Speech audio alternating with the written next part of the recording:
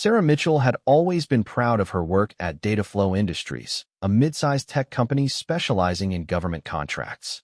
For 3 years, she had worked as a senior systems analyst, maintaining security protocols and ensuring data integrity for various federal agencies. Her cubicle on the 14th floor overlooked the bustling downtown area, and she had built what she thought were solid relationships with her colleagues. That Tuesday morning started like any other. Sarah arrived at 8:15 a.m., grabbed her usual coffee from the break room, and settled into her workstation. She was reviewing quarterly security reports when her supervisor, Mark Henderson, approached with an unusually stern expression. "Sarah, we need to talk. Please gather your personal items and come to conference room B immediately," Mark said, his voice lacking its usual warmth. Confused and slightly panicked, Sarah quickly packed her few personal belongings, a small succulent plant, a photo of her family, and her favorite coffee mug. The walk to the conference room felt endless, with curious glances from coworkers following her every step. Inside the sterile conference room sat Mark, HR Director Janet Walsh, and a man in a dark suit she didn't recognize. The stranger's badge identified him as Agent Thompson from some federal agency, though the specific department wasn't clear from where she sat. "Sarah, we're terminating your employment effective immediately," Janet announced without preamble. "There have been serious concerns raised about your access to classified materials and potential security breaches." Sarah's world tilted. "What are you talking about? I've never compromised any security protocols. My record is spotless." Agent Thompson leaned forward, his cold eyes studying her reaction. "Ms. Mitchell, we have evidence suggesting unauthorized access to sensitive files.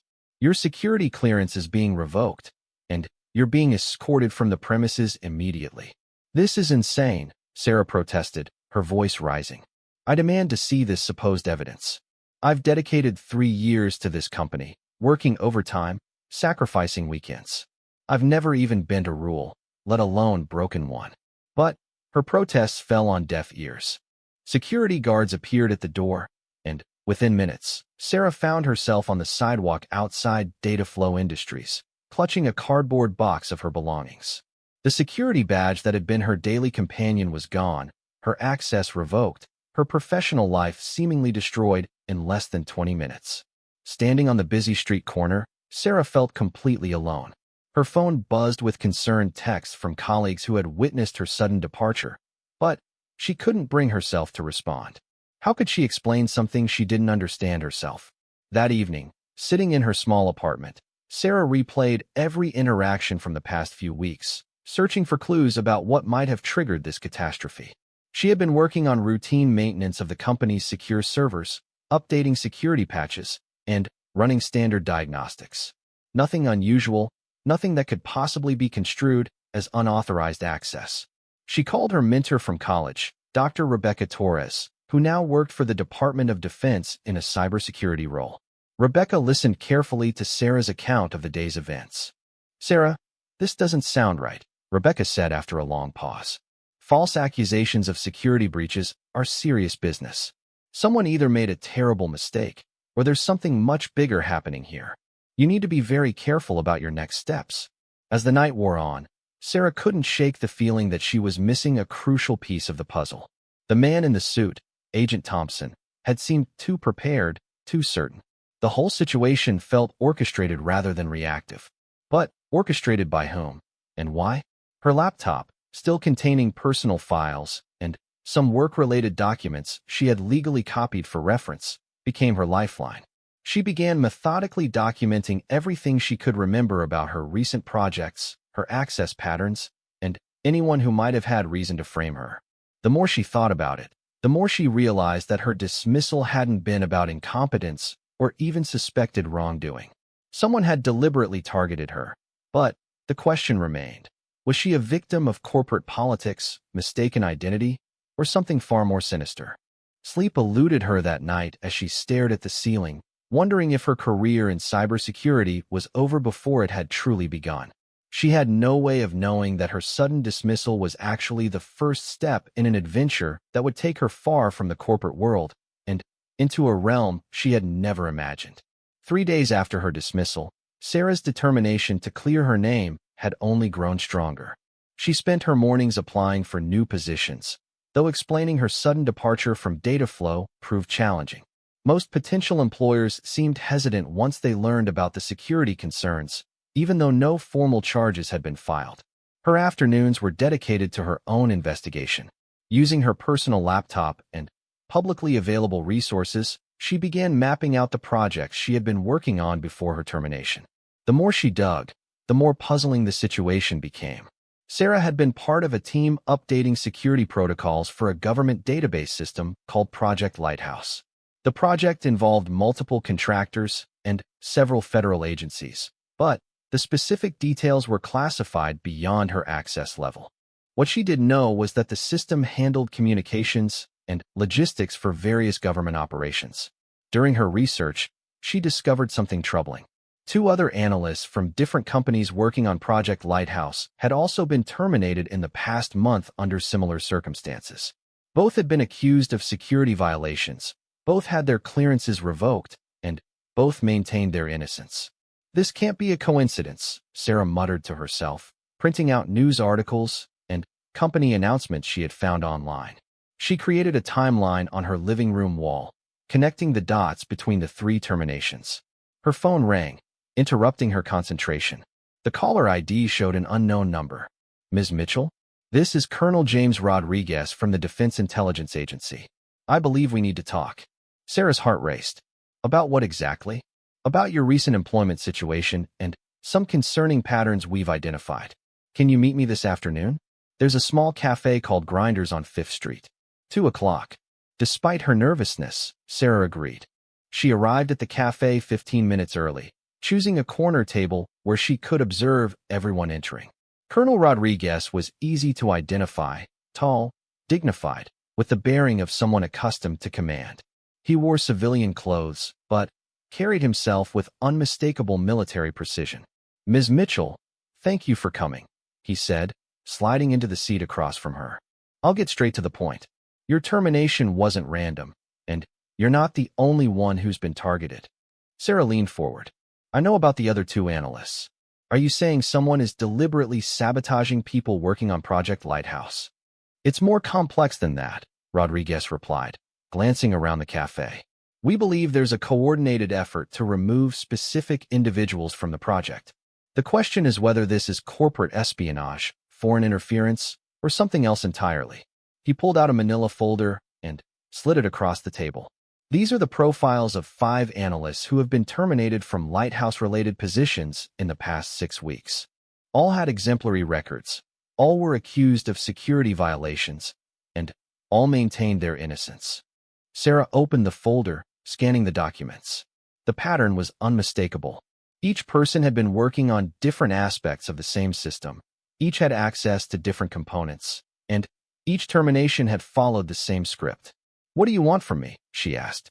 "We want you to help us figure out who's behind this and why. Your background in cybersecurity and your recent experience make you uniquely qualified to assist our investigation.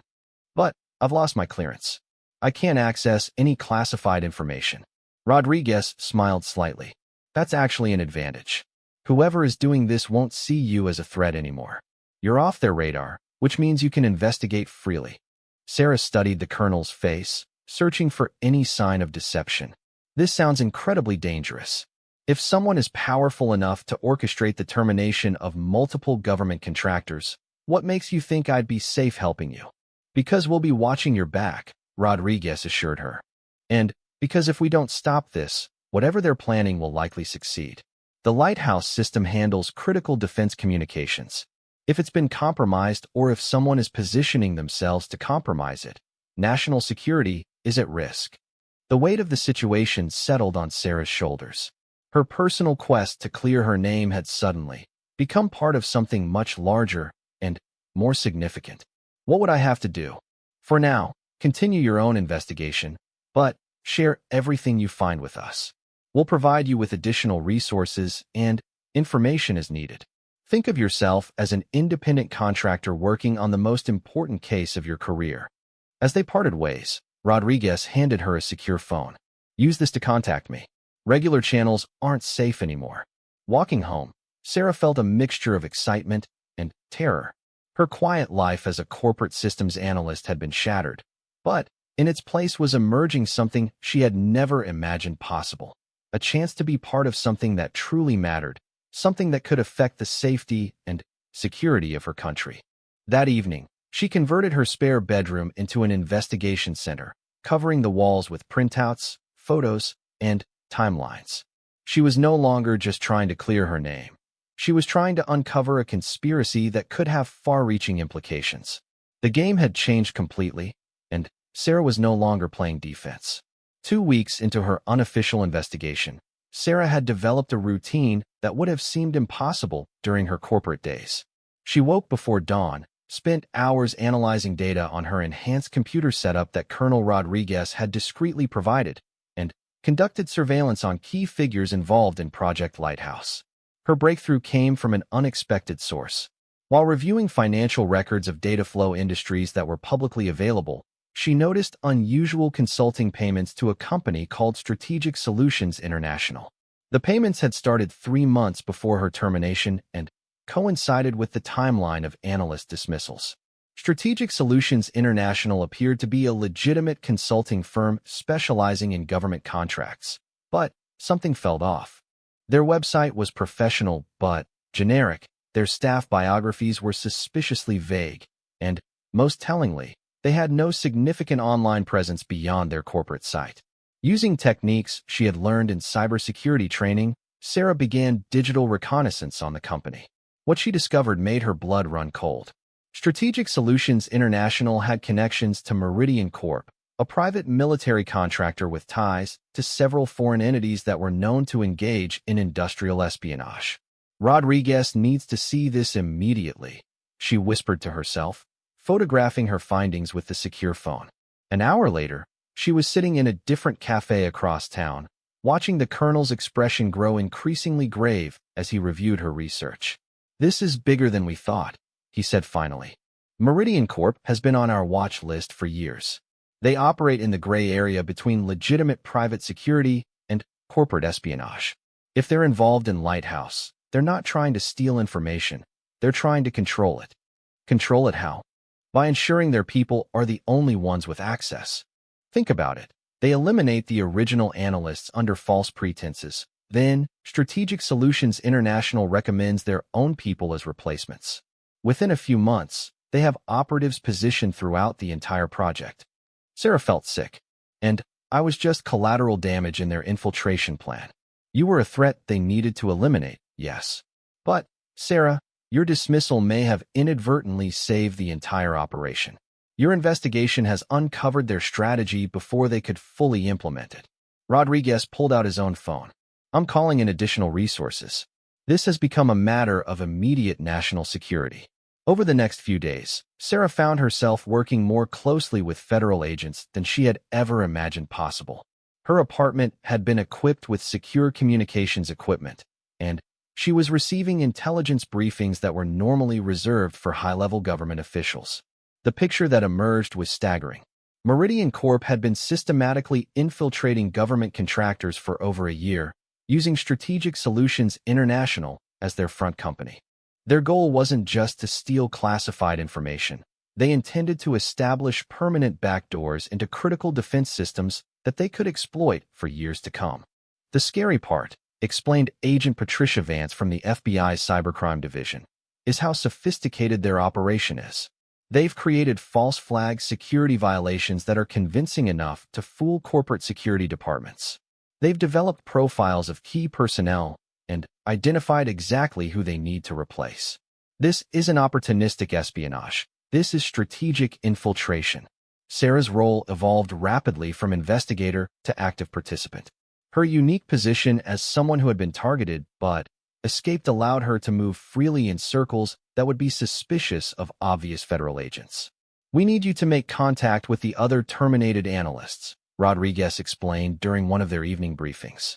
"If we can coordinate with them, we might be able to gather enough evidence to expose the entire network before they realize we're onto them." The first analyst Sarah contacted was Michael Chun, a former Navy communications specialist who had been working for TechSecure Solutions. When she called him using techniques Rodriguez had taught her to avoid detection, His relief was palpable. I thought I was going crazy, Michael admitted during their clandestine meeting at a busy shopping mall.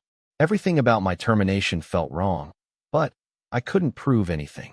When you described what happened to you, it was like pieces of a puzzle finally clicking together. Michael had his own disturbing revelations. After I was fired, TechSecure hired 3 new analysts within a week. I know because I still have friends there. Those 3 people all came recommended by Strategic Solutions International, and they all have access to the exact systems I was working on. Sarah documented everything, building a comprehensive picture of the infiltration network. Each conversation with a terminated analyst revealed new connections, new patterns, and new evidence of the scope of Meridian Corp's operation. But, as their investigation deepened, Sarah began to notice signs that they might not be operating in complete secrecy anymore. Cars that seemed to follow her, phone calls that ended abruptly when she answered, and the subtle feeling that she was being watched. Rodriguez, I think they know we're investigating them, she reported during their next secure communication. We were expecting that, he replied grimly. The question is how much they know and how they plan to respond. Sarah, I need you to understand that things are about to escalate significantly. Are you prepared for what that might mean? Looking around her transformed apartment, at the walls covered with evidence of a conspiracy that threatened national security, Sarah realized that her old life was gone forever. But, instead of fear, she felt a sense of purpose she had never experienced before. I'm ready, she said. Let's finish this. The escalation Rodriguez had warned about came sooner and more dramatically than Sarah could have imagined. 3 days after expressing her readiness to see the investigation through to its conclusion, her world turned upside down once again.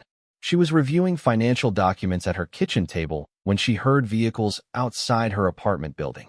Looking through her window, she saw 3 black SUVs parked on the street, vehicles that definitely didn't belong in her modest neighborhood. Her secure phone buzzed with an urgent message from Rodriguez. Compromised. Trust no one except Agent Vance. Package contains everything you need. Move now. Sarah's hands shook as she grabbed the emergency bag Rodriguez had insisted she prepare weeks earlier. It contained cash, identification documents, a different secure phone, and detailed instructions for an escape route they had rehearsed but never expected to use. As she slipped out the back exit of her building, she could hear heavy footsteps in the hallway outside her apartment. Someone was definitely coming for her, and they weren't being subtle about it. The next several hours blurred together in a nightmare of careful movement through the city. Using public transportation and staying in crowded areas, Sarah followed Rodriguez's escape protocol to the letter. She changed clothes twice, used cash for all transactions, and avoided any location where surveillance cameras might track her movements. By evening, she had reached the safe house, a nondescript apartment across town that Agent Vance had prepared for exactly this scenario. Vance was already there, along with a woman Sarah didn't recognize. Sarah, meet Dr. Lisa Park, Vance said without preamble. She's a cybersecurity specialist who's been working parallel investigation into Meridian Corporation. Lisa. This is Sarah Mitchell, our inside source on the analyst terminations. Dr. Park was intense, focused, and clearly brilliant. Ms. Mitchell, your research has been invaluable, but we've discovered something that changes everything. Meridian Corp isn't just infiltrating government contractors. They're planning to use their access to crash critical defense communications during a specific operational window. What kind of operational window? Sarah asked, settling into a chair as the magnitude of the situation became clear. Intelligence suggests that several allied nations are planning coordinated military exercises in the South Pacific next month, Vance explained. If Meridian Corp can disrupt communications during those exercises, they could create confusion that benefits certain hostile foreign actors. We're talking about potential international incidents that could destabilize entire regions. Dr. Park opened her laptop and showed Sarah a complex diagram of interconnected systems. The Lighthouse project you were working on is the backbone of communication coordination for these exercises. If they can insert malicious code or create system failures at the right moment, the consequences could be catastrophic. Sarah studied the diagram, her mind racing through the implications. So they weren't just trying to steal information, They were positioning themselves to sabotage critical operations. Exactly. And worse, we now believe they know we've discovered their plan. That's why they moved against you today. They're accelerating their timeline. Where's Rodriguez? Sarah asked, suddenly, realizing that her primary contact had been conspicuously absent from the conversation. Vance and Dr. Park exchanged glances. Rodriguez is fine, but he's been reassigned to coordinate the broader response to this threat. What we need from you now is something only you can provide, which is, we need you to go back into data flow industries. Sarah stared at them in disbelief. That's impossible. I'm terminated, my clearance is revoked, and security probably has my photo posted at every entrance. Not exactly, Dr. Park said with a slight smile. We've been busy over the past few weeks. Your termination has been officially classified as an administrative error. Your security clearance has been quietly reinstated. And Data Flow Industries has been informed that you're returning to work on a special project that requires absolute discretion. You can do that. When national security is at stake, we can do quite a lot, Vance replied. But, Sarah, this isn't without risk. If Meridian Corp realizes you're back in play, they might try more direct methods to stop you. The plan they outlined was complex and dangerous. Sarah would return to data flow as if nothing had happened, but her real mission would be to identify and document exactly which systems the Meridian operatives had accessed. More importantly, she would need to gather evidence that could be used to prevent their sabotage and prosecute everyone involved. I'll have backup, Sarah asked, though she suspected she already knew the answer.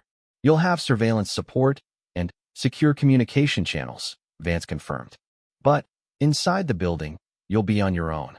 The infiltration is too deep for us to know who can be trusted. As the evening progressed, Sarah received intensive briefing on her new role. She learned about advanced surveillance techniques, how to document evidence without arousing suspicion, and emergency protocols if her cover was blown. Remember, Dr. Park emphasized, you're not just Sarah Mitchell anymore. You're a federal asset working to prevent a major attack on American interests. Everything you do over the next few days could determine whether this operation succeeds or fails. That night, lying on an uncomfortable couch in the safe house, Sarah reflected on how completely her life had changed. 6 weeks ago, her biggest worry had been meeting quarterly deadlines. Now she was preparing to go undercover to prevent an international crisis. The irony wasn't lost on her.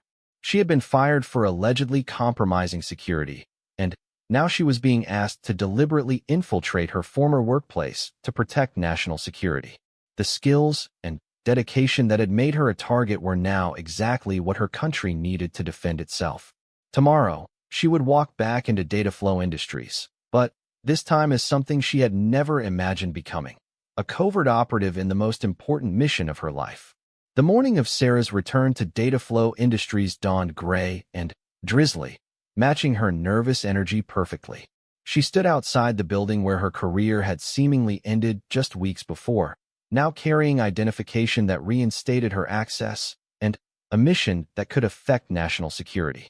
Her former colleagues greeted her with a mixture of confusion and relief.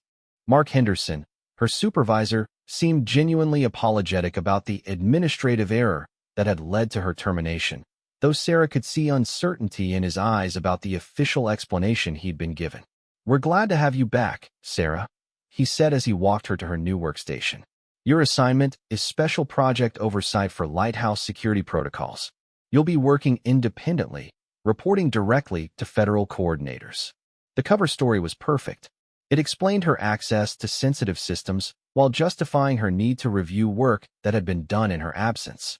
More importantly, it gave her legitimate reasons to investigate exactly what the Meridian operatives had been doing.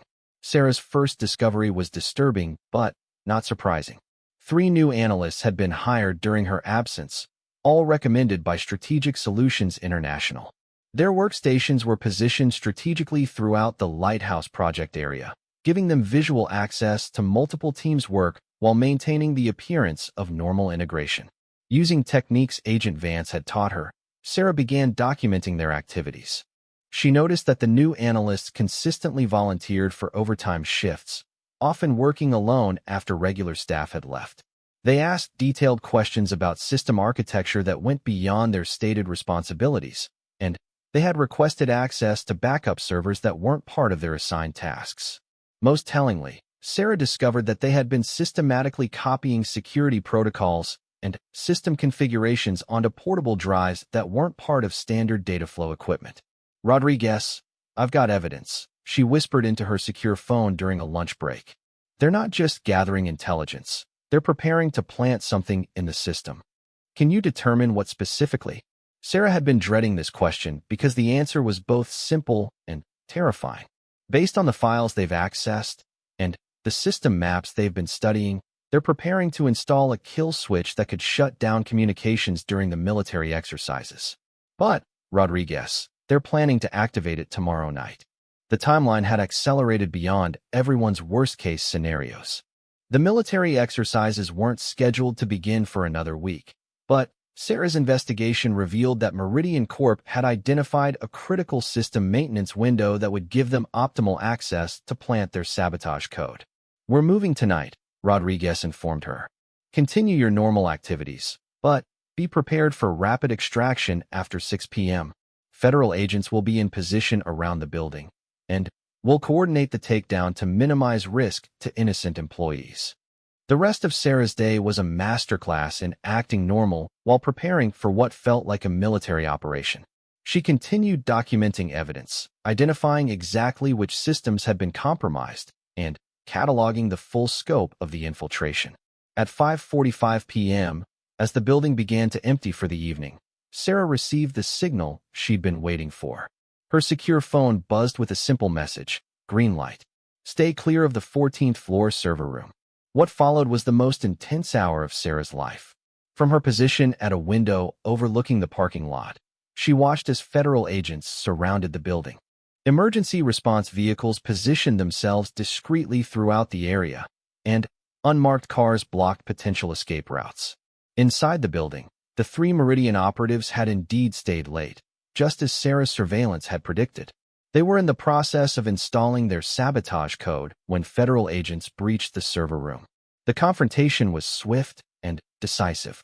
Within minutes, all three operatives were in custody, along with Strategic Solutions International executives who had been coordinating the operation from a command center across town. The sophisticated sabotage equipment they had planned to use was secured as evidence, and the malicious code they had already installed was isolated and removed. But the most satisfying moment for Sarah came when she saw Agent Thompson, the man in the dark suit who had overseen her termination, being led away in handcuffs. Thompson, as it turned out, had been a Meridian Corp asset planted within the federal agency overseeing data flow's security clearances. His job was to identify and eliminate anyone who might discover the infiltration, Rodriguez explained later as they watched the last of the suspects being transported away. Your excellent work record and attention to detail made you a threat that needed to be neutralized. As the evening wound down and the crisis response teams began securing the crime scene, Sarah found herself standing on the same sidewalk where her corporate career had ended weeks before. But this time, she wasn't holding a cardboard box of personal belongings. She was holding a commendation letter from the Department of Defense and a job offer that would change her life forever. Ms. Mitchell, Colonel Rodriguez said as he approached her for what would be their last meeting in an operational capacity. On behalf of the United States government, I want to thank you for your service. Your investigation prevented what could have been a catastrophic attack on American and Allied interests. What happens now? Sarah asked, still processing the magnitude of what had just concluded. Now you have choices. You can return to corporate cybersecurity with a remarkable story you'll never be able to tell completely. Or you can join us permanently. The Defense Intelligence Agency could use someone with your skills, your integrity, and your proven ability to operate under pressure. Looking up at the data flow building where her ordinary life had been shattered and then transformed into something extraordinary, Sarah realized that her answer was inevitable. She had discovered capabilities within herself that she never knew existed, and she had found a sense of purpose that far exceeded anything she had experienced in corporate life. 3 months later, Sarah was walking across the tarmac of a military base, approaching an unmarked helicopter that would take her to her next assignment. She wore the uniform of a Defense Intelligence Agency analyst, carried credentials that opened doors she had never imagined entering, and possessed skills that had been forged through one of the most unusual recruitment processes in intelligence history. As the helicopter lifted off, carrying her toward her new life of serving her country in ways she was only beginning to understand, Sarah reflected on the strange journey that had brought her to this moment. She had been fired for allegedly compromising security, only to discover that her real calling was protecting it. The girl who had once worried about quarterly reports and office politics had become a federal agent whose work helped safeguard national security. Sometimes, Sarah thought as she watched the landscape blur beneath them, the most important missions begin with what seems like the worst possible failure.